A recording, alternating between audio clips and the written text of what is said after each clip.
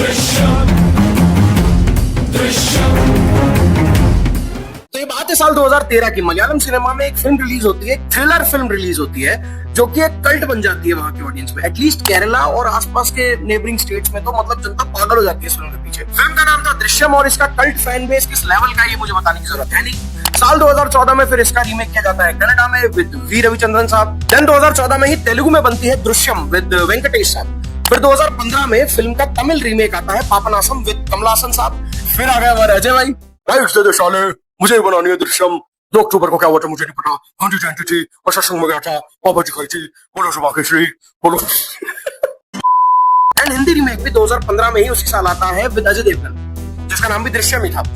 And इसके अलावा भी यार ये फिल्म इंडोनेशियन लैंग्वेज में बन चुकी है, चाइनीज मिडलैंड चाइनीज लैंग्वेज में बन चुकी है, और इसका कोरियन और इंग्लिश रीमेक भी होने वाला है। इतना बड़ा कल्ट फैन बेस ये फिल्म एंजॉय करती है, इतना जबरदस्त फॉलोइंग ये फिल्म एंजॉय करती है। इस फिल्म का यानी दृश्यम का एक सीक्वल बनाया गया 2021 में, जिसमें ऐसा नहीं है कि कहानी जैसे बाकी सीक्वल्स में होती है ना कि भाई ठीक है अब इस कैरेक्टर के साथ कुछ नया करते हैं, नहीं, वही कहानी आगे बढ़ाई गई। लेकिन क्योंकि कोविड के बीच में ये थी तो फिल्म को ओटीटी पे रिलीज किया गया। स्टिल बहुत अच्छे रिव्यूज मिले, फिल्म को बहुत सारा एप्रिसिएशन मिला। एंड उसी फिल्म का यानी दृश्यम 2 का हिंदी में रीमेक हुआ, जो कि आया साल 2022 में। एंड उसमें अगेन अजय देवगन साहब ने पिक्चर हो गई ब्लॉकबस्टर, छप्पर फट गए, हो गई पैसों की बारिश। अजय देवगन ने 200-250 की विमल खा ली। और अब फाइनली साल 2026 में यानी पूरे ओरिजिनल फिल्म अगर 2013 वाली से हम देखें तो 13 साल बाद इसका पार्ट 3 रिलीज किया गया है, दृश्यम 3। मैं जानता हूं इसका रिव्यू करने में थोड़ा सा लेट हो गया हूं, लेकिन मैं करूं क्या, इतना कंटेंट आ रहा है, इतनी सारी चीजें एक के बाद एक आए जा रही है, आदमी करे तो करे क्या। तो बहुत बहुत स्वागत है, मैं हूं आलेख रवि माथुर और अब अगले चंद मिनटों में आपको बताऊंगा कि दृश्यम 3 मुझे कैसी लगी और क्यों। ओनली ऑन गपशप with Mathur and Kashyap. Subscribe करके जाना, कोई स्पॉइलर नहीं मिलेगा, टेंशन मत लेना। राज रह के भी रह नहीं पाता है ये सच का धर्म। Drishyam Drishyam. So of course like everyone in the north, मैंने 2015 में हिंदी में जो रीमेक बना था दृश्यम का वो देखा and I was blown away. I was like यार कितनी जबरदस्त फिल्म बनाई है। और मैंने उसके बाद भी एक्चुअली मलयालम फिल्म नहीं देखी थी, जो रिजल्ट थी मैंने नहीं देखी। फिर साल 2021 में जब मलयालम मूवी का सीक्वल आया मलयालम में ही Amazon प्राइम पे, वो मैंने देखा। एंड क्योंकि स्टोरी सेम ही थी, हिंदी मलयालम की बिल्कुल फ्रेम टू फ्रेम कॉपी है, तो ज्यादा समझने में मुझे दिक्कत आई नहीं। वो जब मैंने देखा तो मैं हिल गया। आई वाज लाइक यार मैं तो अजय देवगन वाली देख के खुश हो रहा था, ये तो कुछ अलग ही लेवल का बीस्ट है। आप सीरियसली मोहनलाल साहब को एक बार देख लो इस फिल्म में, यू विल बी शॉक्ड। आप डिसाइफर ही नहीं कर पाओगे कि ये मोहनलाल है या जॉर्ज कुट्टी है। जो विजय सलगांवकर हिंदी में, मलयालम में नाम जॉर्ज कुट्टी है। तुम एक बार देख लो मोहनलाल साहब ने क्या काम किया मलयालम में, and not just in the first part, in the second part, इसमें भी। लेकिन कहीं ना कहीं फिर भी चलो प्लॉट पे आते हैं। तो कहानी वही है, उसी परिवार के बारे में। जॉर्ज कुट्टी और उसकी फैमिली ने 13 साल पहले एक मर्डर किया था, उसको कवर अप किया था। एंड जिसका मर्डर किया था उसकी मदर आईजी थी और वो इनके पीछे पड़ गई थी बुरी तरह। लेकिन जॉर्ज कुट्टी ने अपनी फैमिली को बचाया था, अपनी फैमिली को सबसे बचा के वो निकाल के ले गया था सबके सामने से, सबकी आंखों के सामने से। एंड पार्ट 2 में जैसा कि हमें पता है वो आईजी वापस आई, उनका एक फ्रेंड है जिनको ये केस मिल गया था, जिसको हिंदी में अक्षय खन्ना ने प्ले किया था, मलयालम में मुरली गोपी ने। तो इन दोनों ने मिलके फिर ऐसी तैसी कर रखी थी, बुद्धि नाप रखी थी, बट उसमें से भी जॉर्ज कुट्टी अपनी फैमिली को बचा के ले गया था। अब बात ऐसी है कि पार्ट 3 में अब बात जो है काफी आगे आ चुकी है, 13 साल हो चुके हैं उस पूरे इंसिडेंट को।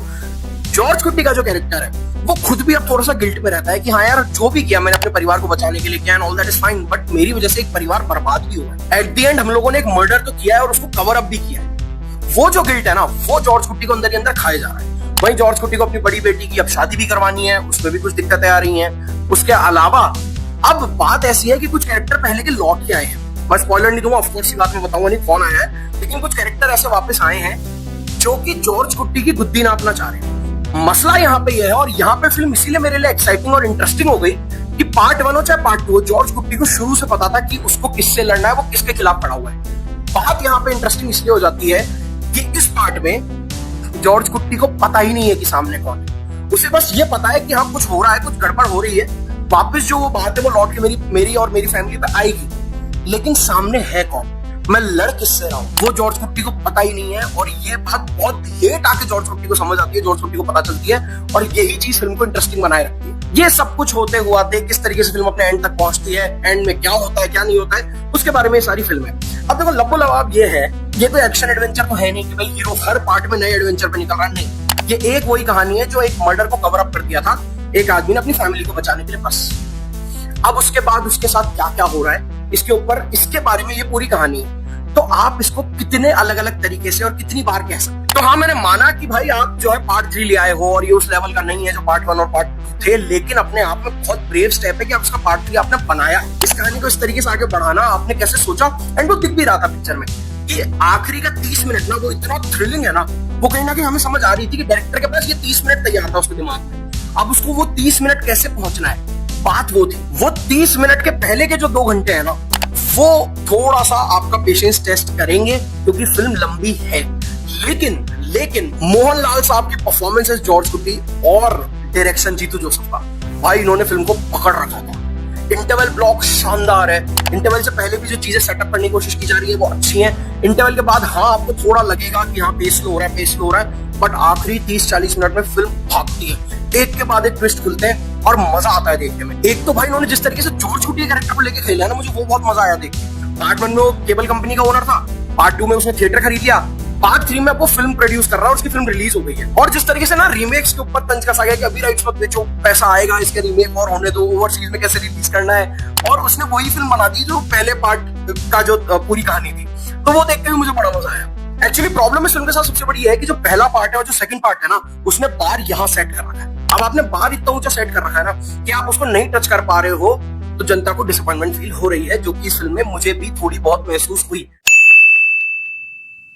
अब कास्ट तो देखो ज्यादा लोगों को मैं जानता नहीं हूं, तो ज्यादा नाम मैं लूंगा नहीं। जिन जिन को मेन को मैं जानता हूं मैं तुम्हें बताता हूँ। मोहनलाल साहब प्ले कर रहे हैं जॉर्ज कुटी, जो कि फैमिली के हेड हैं। और भाई मैं क्या ही बोल दूं इस आदमी की तारीफ में, मैं क्या ही कसीदे पढ़ दूंगा।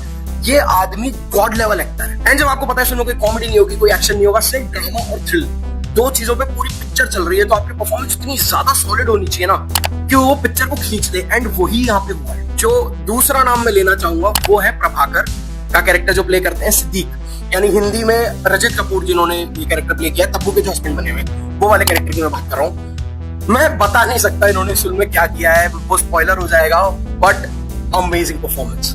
भाई मुझे मजा आ गया इस कैरेक्टर के साथ जिन्होंने करने की कोशिश करी है। हो सकता है किसी के लिए वर्क ना करे, मेरे लिए तो अमेजिंगली वर्क करा है, मुझे बहुत मजा आया वो देख। फिर मीना है एज रानी जॉर्ज कुटी की वाइफ, बहुत अच्छा काम है, अच्छा सपोर्ट उन्होंने लैंड करा है। वो ग्राविटास जो है ना इस फैमिली में, वो वही लाती है भाई। देन काल बावन है कांस्टेबल सहदेवन, जो कि हिंदी में गायतोंडे वाला कैरेक्टर जो था।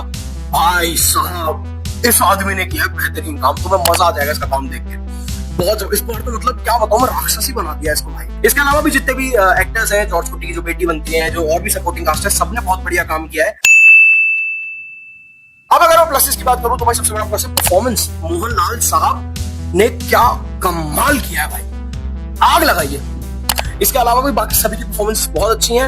एंड डायरेक्शन, स्पेशली डायरेक्शन बहुत बढ़िया है। जो थ्रिल्स हैं, जो चिल्स हैं, जो लास्ट के 40 मिनट में एक के बाद एक ट्विस्ट खुलता है, बेहतरीन। क्योंकि फिल्म थ्रिल, ट्विस्ट, ड्रामा इन्हीं पे तो चल रही है भाई। आधी फिल्म में तो बैकग्राउंड म्यूजिक तक नहीं है। अब अगर माइनस की बात करूं तो पिक्चर लंबी है भाई, और लंबी है और लंबी महसूस होती है, वो सबसे बड़ी गड़बड़ है। इसके अलावा नहीं टच कर पाए पार्ट 1 पार्ट 2 तो भाई वो बहुत जबरदस्त फिल्में थी भाई, उनका लेवल नहीं ये छू पाए।